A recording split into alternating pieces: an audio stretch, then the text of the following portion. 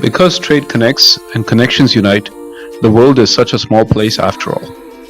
To test this hypothesis, we are on a world tour interviewing ambassadors of every nation.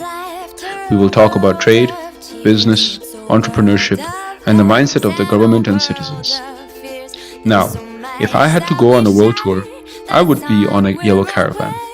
So, every ambassador we set a play date with will be playing some Lego with us.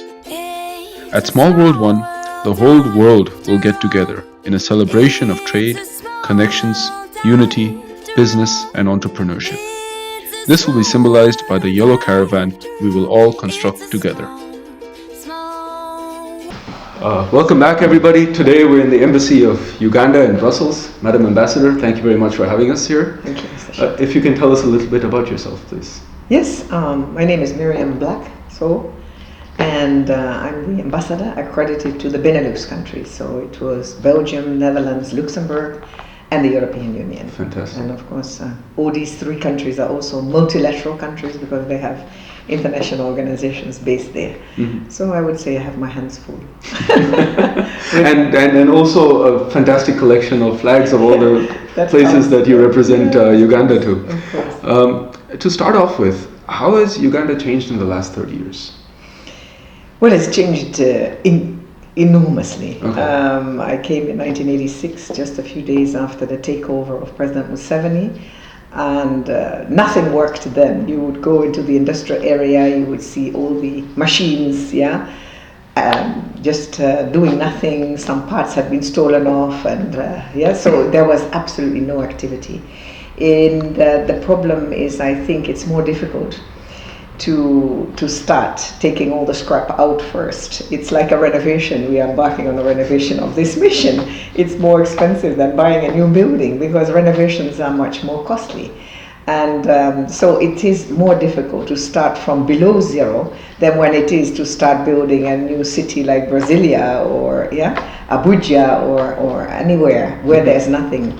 So we had a lot of difficulties in achieving that. But if you see what now the city is like, almost a world city, I would say.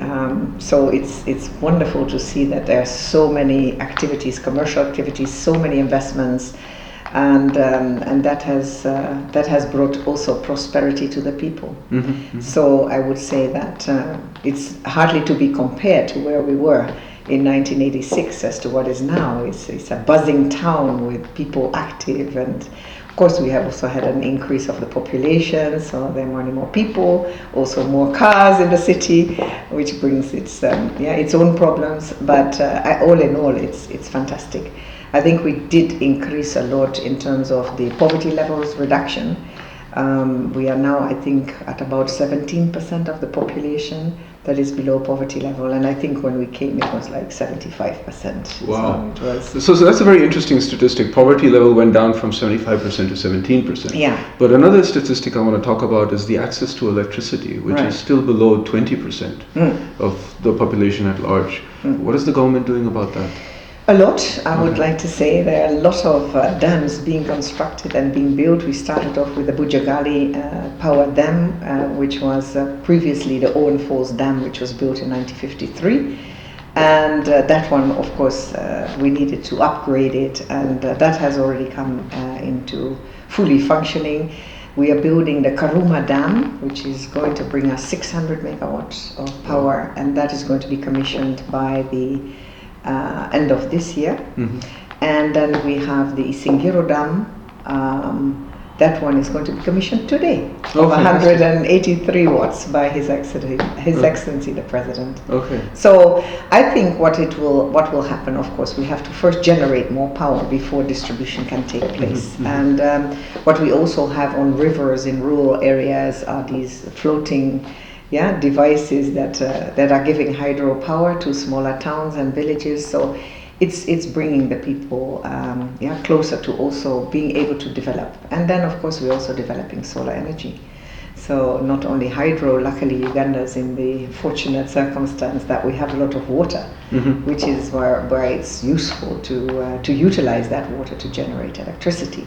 I think electricity is also still expensive, but when there's more electricity available, we will have actually more than we can utilize ourselves. So we will also be able to export to other countries like Eastern Congo and maybe further on. So I think definitely we shall make use of the natural resources that we have in order to develop energy. Absolutely.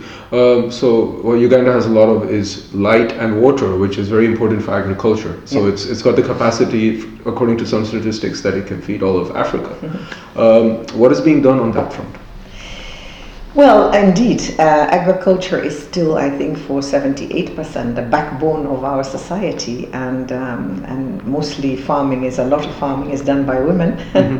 So we have to give them the necessary support to be able to develop agriculture. And what is happening now is mostly smallholder agriculture, which means people have like a few acres or a few hectares of land, and that they are then developing and using the proceeds or the additional one to fund other needs in the family households.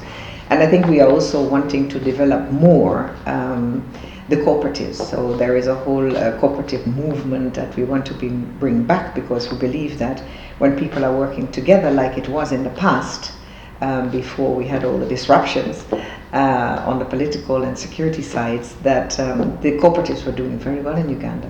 So we want to bring back that element, and of course we have doubled also the budget for the Ministry of Agriculture. And I think we need probably to get more commercial farms, and for that, of course, we need investments as well. So we are looking at our partners, naturally also within the EU, where there's a lot of knowledge available in order to help us, because they are very, very advanced. Especially the Netherlands, it's super advanced. No, they are helping us, but we are looking at to even more closer working relationships with them. Because we need to also have a transfer of knowledge. The fax machine, and then we went into the emails and the Wi-Fi. So we skipped almost that whole process of the fax machine, and we were earlier online than some of our companies that we are working with in Europe. So when they came online 2-3 years later, we said, "Oh, glad come into the modern world." So maybe lagging behind in electricity, but not on online services. No, but electricity, we shall not be lagging behind very soon. That one is for sure. We have given it great priority. It's because without electricity, it's very difficult to have your economic development, because new factories need electricity. Absolutely. So for sure, that is now coming on. So I think soon we shall have. We have basically closed that gap. With commercialization of farms, the investors would like to see the produce being consumed locally, but they'd also like it to be exported. Sure. Now, the European Union is a fantastic export market for some of this produce. I assume flowers go into Netherlands and other such things. What can the EU do to increase trade with Uganda? Yeah. I think it's not only applicable to Uganda, what I'm saying now, it's applicable to all least developed countries around the world, is that the EU and maybe other Western economies are putting up more trade barriers, non-tariff trade barriers. And there's a new plant regulation that is coming into force by December this year, which again requires a huge investment on the side of Ugandan stakeholders in order to comply before they can export to Europe. So I would like to say that when you think you've now been able to enter into the market, okay, there are always these difficulties on phytosanitary conditions as well. But then you get a setback by having new regulations coming into place. And sometimes I wonder, I mean, I do know that the health of Europeans is very important, but so I wouldn't like to say that these regulations are useless, but it does bring us into a very difficult situation. And therefore I see if we are not being assisted on that, so the EU also needs to provide us with some assistance in order to overcome these kind of hurdles, the non-tariff barriers, the NTBs. So I hope that we shall get that assistance. At the same time, I know that the EU is also willing to increase trade with us. Then there is this very big project of the external investment plan. I don't know whether you've heard about it.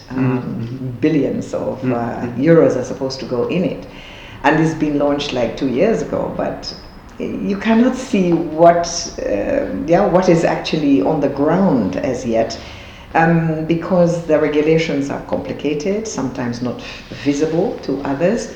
And I would like to see the EU more coming into maybe having focal points or trade commercial people in their respective missions in our countries, so that they can explain on some of the programs that they have put out there for us to utilize, on how to utilize them.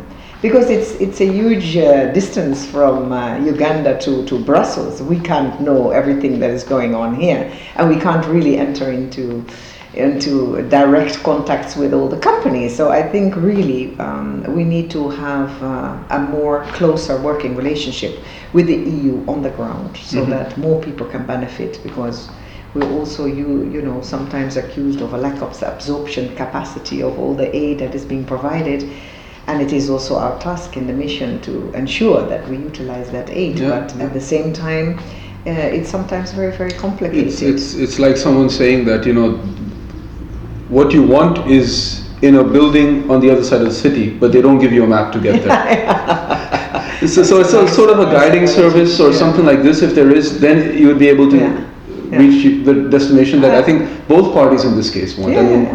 Definitely true. So I hope that, and the EU is listening. So it's not that. So I hope that they will soon, be able to provide more direct services on location, rather than out of Brussels or out of Luxembourg, where we have the European Investment Bank. Right. And those institutions are very difficult to access for many. So definitely we need the EU. The EU needs us.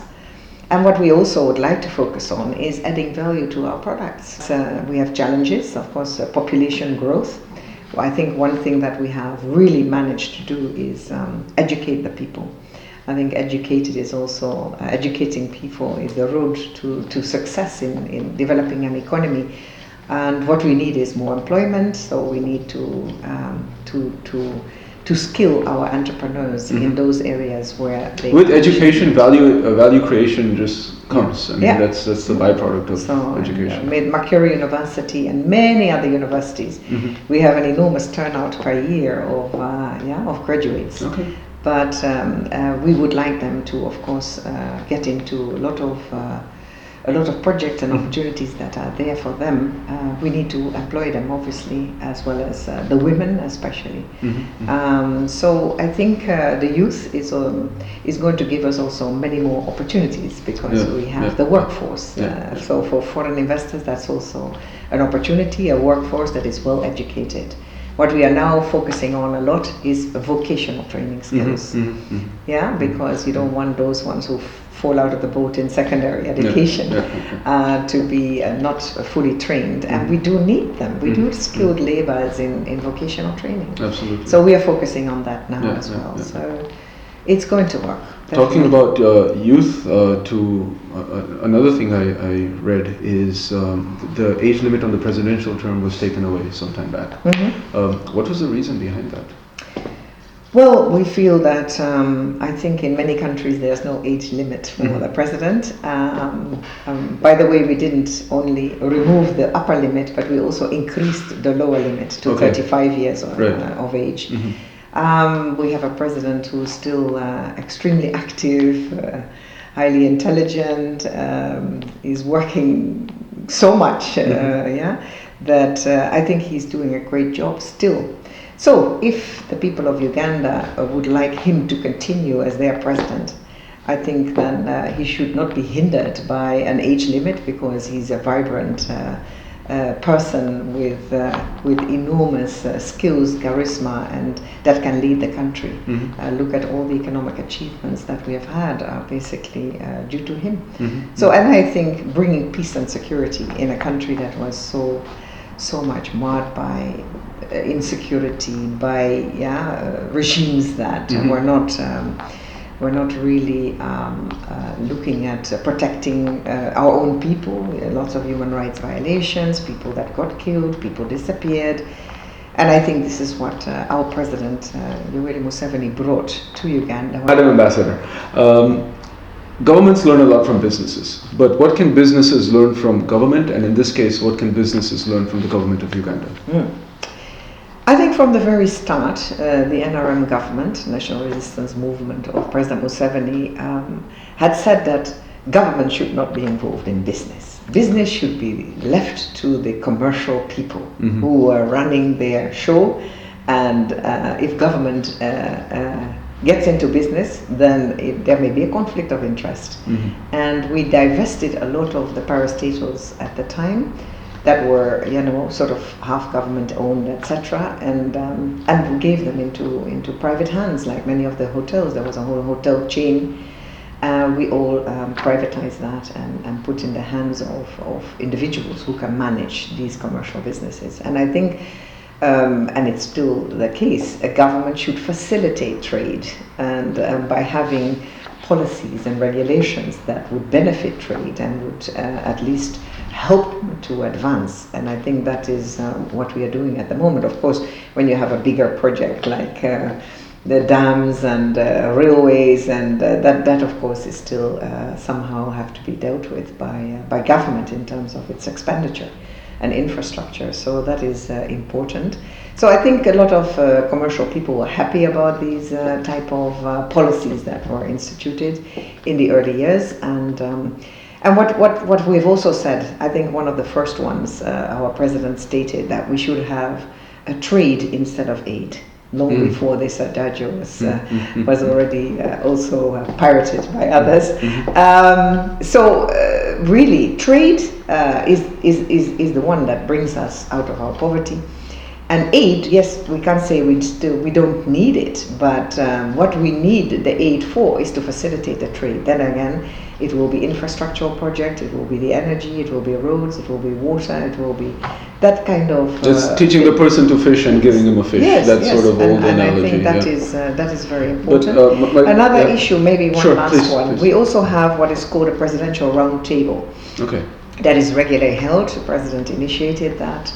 And he's meeting then regularly with companies, Ugandan companies that are, implementing and working and having their factories in Uganda. They sit around the table with His Excellency the President and say where there are maybe some barriers or where things are not moving fast enough. So the President is flanked by his ministers and others, stakeholders, who are then looking for solutions to the problems that they have found. And I think that's also very, very important.